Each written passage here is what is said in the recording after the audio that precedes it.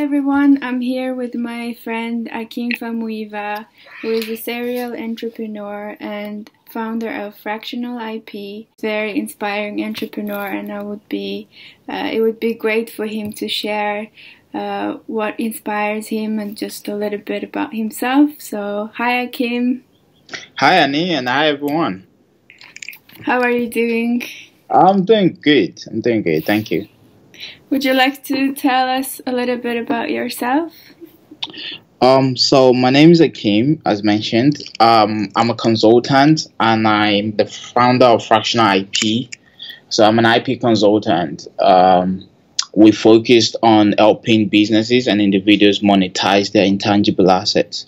Where did you start on your journey? So it's kind of started from me being an entrepreneur. So it's almost very difficult to separate the two, being an IP consultant and also the fact that I'm a hardcore entrepreneur, if you want to call it that way. Yeah. So it's more or less about bringing out the potential in things or in businesses or in business opportunities.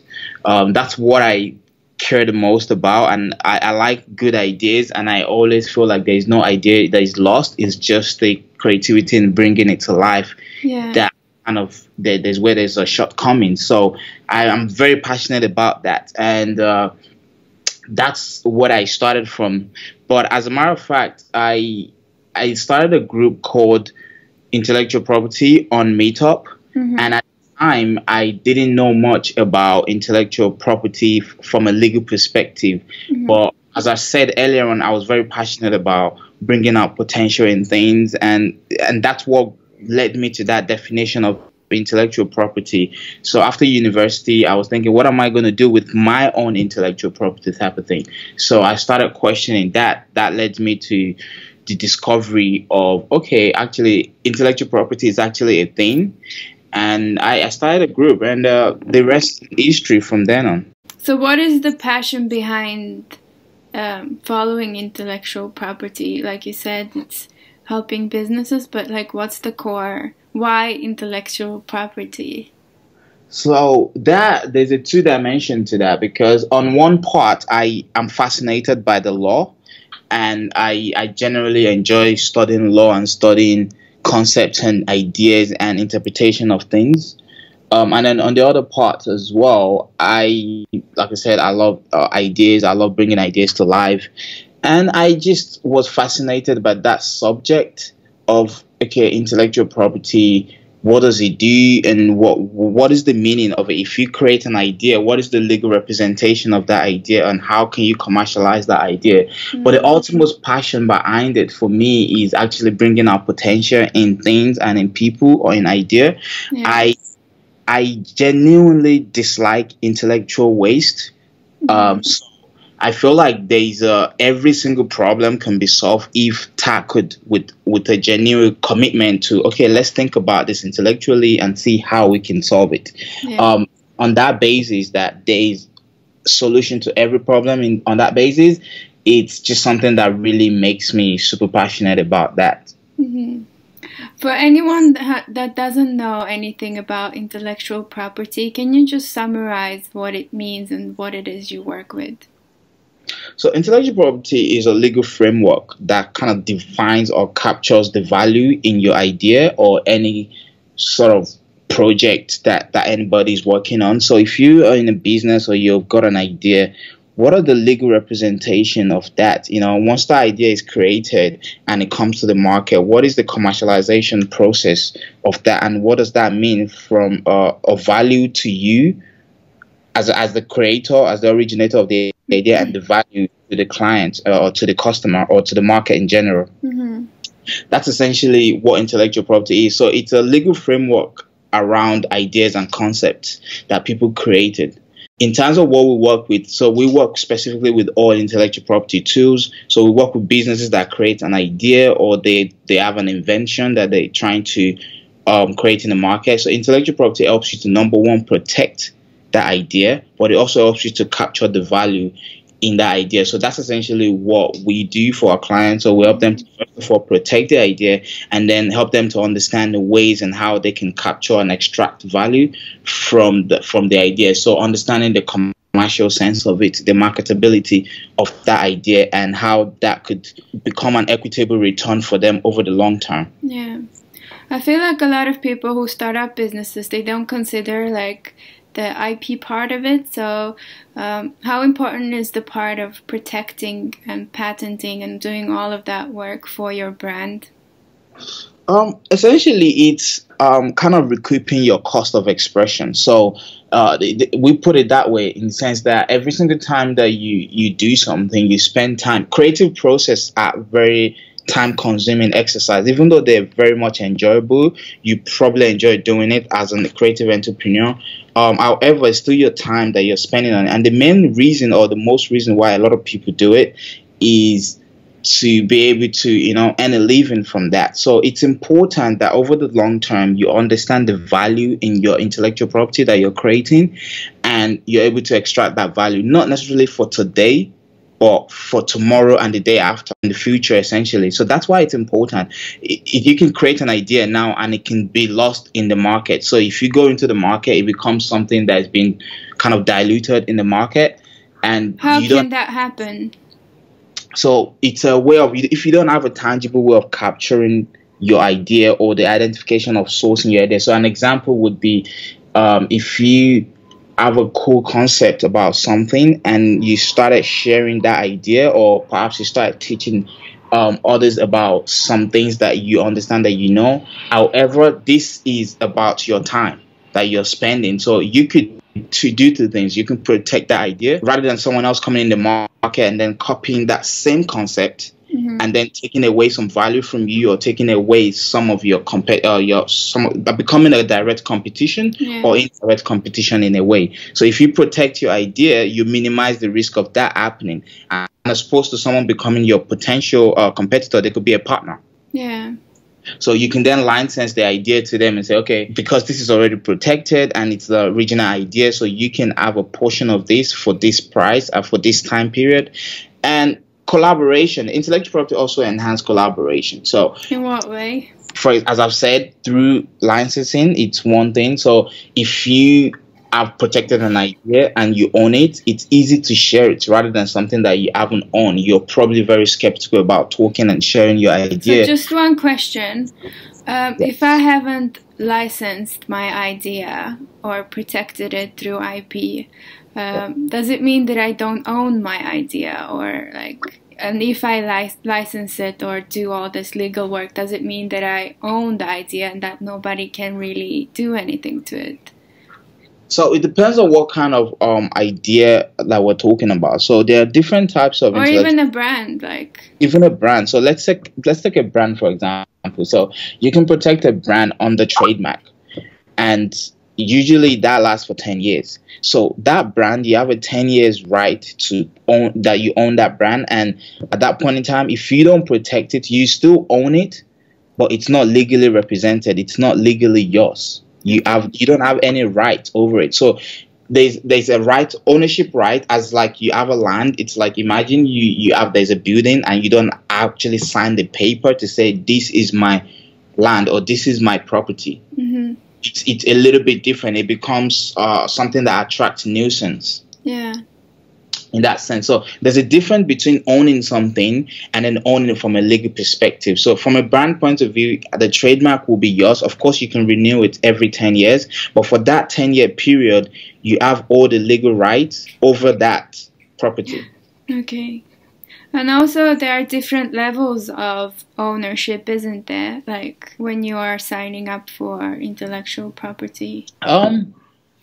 There's a different levels of ownership. So generally, whoever created an IP and protected it is the owner. So the different levels could be through licensing. So if I can share the ownership of my particular property with somebody, and they have exclusive right to that. So there can only be one owner.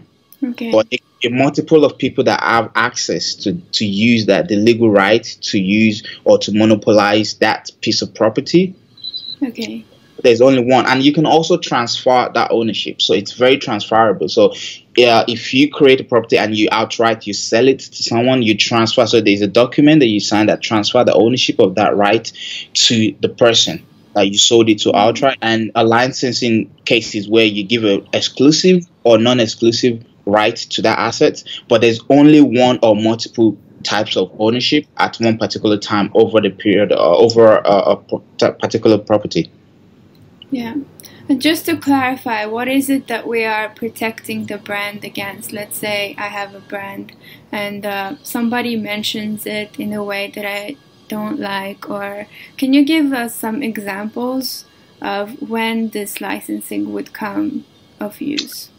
So generally, in this case of brand, it usually comes from a misappropriation of that brand. So if somebody misappropriates your brand in the sense that they use your brand in a way, even if they use it at all, and you haven't given them the right over it, then you have the right to either litigate or ask them to send them a cease and desist letter and ask them to stop using the brand in that way, or however you want, if they're using it in any way. So for example, I'll take a model, for example. So if a model had a video shoot and someone picked up that video or the image of them on the internet, and then used it on their brand, the model has an image right over that property, and it has a moral right over it. So if they use it in a way that is not well aligned with the model's personality or their character, and it goes against what they stand for, that could create some moral damage to the model in the society. So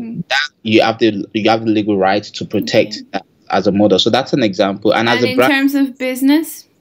And in terms of business, it works the same way. So if someone use my business name in a way that maybe they start talking about it, or they create a new business that's very similar to mine and it's on the same kind of market scope, and I have the right over that name, then I can potentially ask them to stop using the name for the time period, or we could then open a negotiation about licensing or partnership. So it gives a way for conversation, and we always encourage people to go for a win-win situation, even when situation like this comes into play.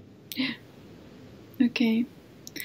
Yeah, that's a great, I think, perspective on IP. I would like to ask a little bit more questions about yourself. Please go for it. So what is it that inspired you to become an entrepreneur? Potentially, I wanted to... Freedom is the one word. Yeah.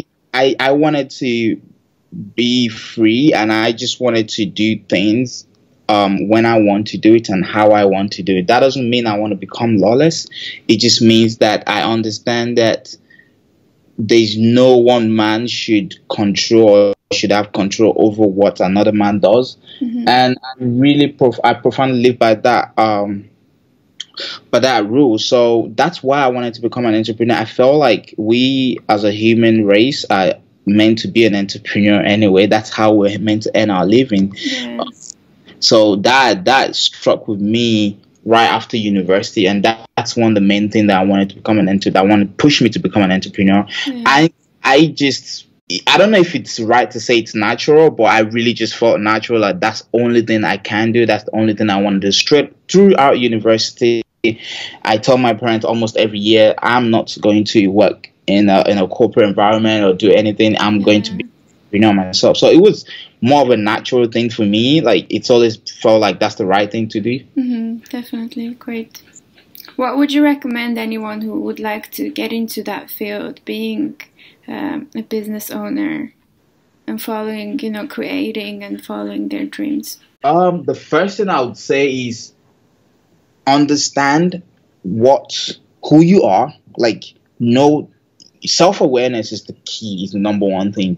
You've got to really understand who you are. I mean, not everybody wants to be an entrepreneur, and so it's fine if you don't want to be an entrepreneur, but know who you are is more important. More importantly, if you want to be an entrepreneur, then you know where you're comfortable, where your comfort zones are, and what naturally you can do, because entrepreneurship, it's about being in a flow. You cannot crystal ball everything in the world of entrepreneurs. However, you almost have to be in your natural flow to be able to become a successful entrepreneur. So you've got to know who you are. That's the number one thing. And I feel like if I can just say one thing and shut up to anybody, that's the beginning. of everything. To know thyself. Yes. Cool. And I think it also has a lot to do, once you know yourself, then you believe in yourself more, and then you can do whatever, you can become a businessman or a lady. And absolutely, it's like a crystal ball. Like once that happen, then everything else fall on top of it. Everything else into, and then you realize, okay, this is who I am. This is what I can do, and I can do this. And maybe I have the shortcomings, and maybe I can get someone to help me with this. And there's nothing wrong with having shortcomings. It's just there's like perfection, right? Yeah. So what do you do when it comes to that? When you go through difficulties in, I mean, obviously on the path of growth, we all go through phases where we have to change and you have some difficulties. How do you deal with times like that? The first thing I have to try to do is to be very honest with myself, and I take some time to ask myself a series of questions, and the most repetitive answer that comes to me through my subconscious is what I do. So ideally, if I have any kind of shortcomings, I would first of all play it over in my mind to understand, okay, is this really something that is real, or is it an illusion? So I try to separate those and say, okay, is this actually a factual thing that needs to be solved, or is just something that I'm dealing with over a period of time, or is it an illusion? So once I identify that, okay, this is a real thing that needs an attention, that needs me to pay my attention to, and I figured out the best way to solve that problem. So for an example would be, as a company, we're currently growing. I know that some things are not my expertise. I'm not the most organized person. But to run a company that involves working with clients, you need to be organized. And the way the company is we're dealing with different clients at different times, and these clients are different pace or different places at their development stages, at the development of the intellectual property. So we have 4 stages in how we deal with all our clients, and some of them are in different stages at that each 4 stages. So how do you juggle that from going from one client who's at stage 3 to the client who's at stage 1 in the same day, and you're dealing with 3, 4, 5 different clients in a day, and moving all of this? It requires an immense level of organization. And one of the first thing I did was to understand that I need somebody who is super good at this, or who enjoys doing this, that's how they feel fulfilled, that's how they feel content. And I stay with that mindset until I actually get that person. So of course you're gonna have to kiss and tell a lot of times, and try and people, but until you eventually get to someone that you can tell that they enjoy this, and it's just a natural flow for them. So that's what I do. I just stay with I ask myself the question, is this real, or is this an illusion? If I decide it's an illusion, I just, it doesn't come again. I just kind of overlook it. But if I realize that it's actually a real problem that needs to be addressed, I spend some time to play over it and let my subconscious bring the answers to me. Yeah, that's awesome. So identifying and then coming up with solution, or allowing the solution to come. To come, yes. So you've got to be able to listen. Now you've got to be able to know that, well, I'm expecting a solution. Yeah. And then that comes. Definitely. Amazing. So what is it that you have learned over this time being in business?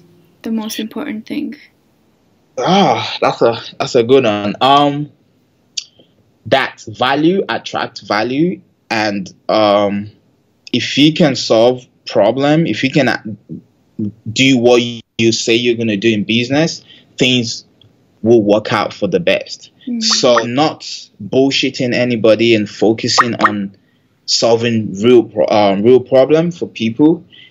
I feel like that's just the number one thing in business. You've got to know that, and confidence. Yes, you've got to be confident that you can solve a problem for these people, and that's the number one thing that I've learned. In terms of, I didn't know everything when I started business, but over the years that I've been in business for more than a couple of years, so so I've gathered some experience in the past. But I know that number one thing to sustain long term success is to always stand by your word and do what you say you're going to do. There's no trick to it. So providing value. Providing value, and yes, going above and beyond to really provide that value. And also, one of the things that I admire in Akeem is his sense of discipline. I know that you wake up really early every morning and start your day most of the time. Can you tell us how you get into that discipline, and how do you organize all of that, and how do you basically discipline yourself? That's I don't know. I mean, it's interesting you say that, Annie. But I get the natural flow, to be honest, that you really get to. And one of the core things how I discipline myself is to really understand. I don't kid myself. The first thing, I try to be honest all the time to myself. And I think I know what I want to do, and I think I know what I want to achieve. So I focus on that, and that just helps me to be disciplined every single day, because if I wake up in the morning, I want to make the most of the day, and I know that there's not a lot of time in the day. There's only 24 hours, and how much I can spend in doing stuff and getting things done is more important thing. And waking up very early means that I usually get 2 to 3 hours ahead of most people. And that it's not just about that, but it's actually making the most of the day. You get to do a lot more stuff. The day is a lot longer, and you also have a finite energy. That's actually one of the things that keep me disciplined, is because I know that there is especially during the current times when we have so much distraction, there is a finite energy, and you need to make the most of that energy as soon as possible. So I generally stay focused by trying to consume the right type of information that reminds me of what the goal is, what the overall plan is.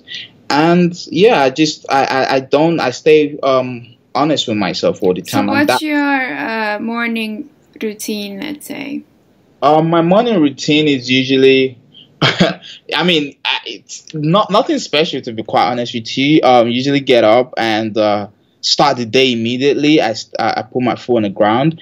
So I wake up between 5 and 6 most days, and immediately I'll go to the bathroom, and once I wash the face and brush the teeth, that's the day started. In most cases, I would catch up on emails. Surprisingly, I check my email almost first in the morning, because that in my mind kind of set the tone for what I do for the rest of the day. Usually the day's been planned the day before anyway, but I just kind of catch up on updates, and I read at least 5 to 10 pages of good information. That could be a book, that could be an article, that could be just catching up on news in general, the business news in general. And that gets me more kind of started. Sometimes I meditate as well, but I have different mode of meditation. What is that? So I may sometimes just start by thinking about the things that I'm grateful for, or just go through thinking about, okay, what's the plan for the rest of the day, but in a quiet, silent mode. Just sit by my bedside and just have a 10-15 minutes of quietness to myself, and observe where my mind is going, and kind of plan the day out as well. So those are the general morning routines. But to be in all honesty, I don't have a regimental kind of routine that I do every single day. I sometimes just do what feels right on a day. I feel like that's the most efficient way, actually, because we're not like robots to do the same thing every day. So yeah, but some things work better than others. So if it comes natural. Exactly. Like I try to drink a lot of water. I figured out that it's almost like it cleans my system, my head. Once I wake up and I drink like 2 glasses of water straight away, it's like it kind of have a different effect sometimes. So yeah, definitely. That's one of the things I still keep as well. I drink at least 1 liter a day in the morning. And also, I know you work on different projects, do you? Yes. On different projects. So how do you manage and grow them, being, a serial entrepreneur? So that relatively is easy, in the sense that every thing that I'm doing, even though they are different projects, but they are kind of one project at the back of my mind in the overall goal of the thing. So it's almost like an ecosystem of projects, and they're all a piece of the puzzle in some sense. So it's relatively easy because I know that one is not complete. So if I'm working on one thing today, I need to also work on the other one tomorrow because it doesn't. The other piece is not complete without the other. So that's how I kind of put things together. I try to focus on everything, and every project that I take on usually have a place in my overall goal. Yeah. Meaning that I just don't do things without any reason. So once I take it on and it fits in that overall goal, it becomes a priority. So it becomes part of the puzzle, and attention needs to be dedicated to that and for that. An example would be, so I've got a consulting company and also now I have a software company which is doing some of the tasks that we're doing as a consultant. So specifically is to help our client monitor and track their brand online. Yeah. So we do this on an ad hoc basis. We do this manually, but we've created a software that allows us to do that, and it kind of leverages on so many other computational process. So that is an important part of what we're doing, and it's a separate company. It's a spin-off company. So Thursdays are the days that I dedicated to that project. So I do everything, and it has its own separate team as well. So I spend Thursday, after the day on Thursday, to brief with the team and talk about what's going on, and always connected because the clients are kind of almost similar clients, even though. So that's how I tend to focus. So before I take on a project, I look at it, okay, where does this fit in the whole my sense of who I am and what I'm trying to do and what I'm achieving, and then it becomes an easy fit into it. Yeah, definitely. I love that it's not separate. It's all interlinked. Yeah. Great. So do you have any final tips or anything else you would like to add? Just to kind of clarify, I mean, I like to want to give the most value as much as I can. So who are your like typical audience, and so I can kind of figure out what are the things to really say? Mainly entrepreneurs and people who are into spirituality, self-empowerment, a lot of women who are in business, and mainly entrepreneurs. Right. Okay. So main entrepreneurs. And also, I'm very passionate about business myself. And I am in business. So I think it's good to interview actually people who are entrepreneurs as well, so we can all share, with each other what's working for me, what's working for you, and help each other to grow. Absolutely. Right. So for the entrepreneurs in the house and for the spiritually inclined people in the house, I mean, spiritually inclined, but everyone's at a different journey. I mean, spirituality, I feel like it's not separate at the same time. We're all spiritual, just on a different... Absolutely. Yeah. That's what I'm saying. Just on a different kind of level.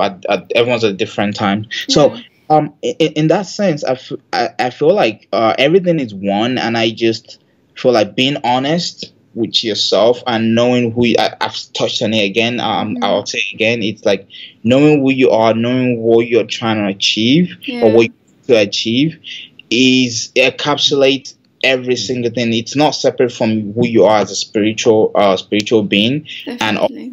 And also as an entrepreneur. And it's also important that being able to separate the body from the soul, from the spirit, is also important. Knowing that you're actually a soul, and when every single time that you deal with anybody, try to deal with them from soul to soul rather than just the person that you're seeing in front of you.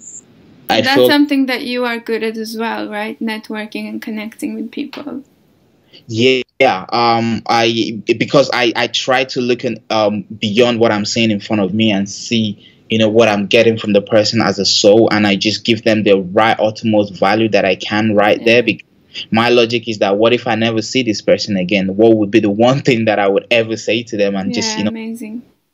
And that's just it. So, and I feel like that's the best way to grow and connect with people, and it goes a long way.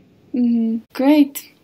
Thank you so much, Annie. Thank you. Thank you, Akeem, for your time and for sharing with us.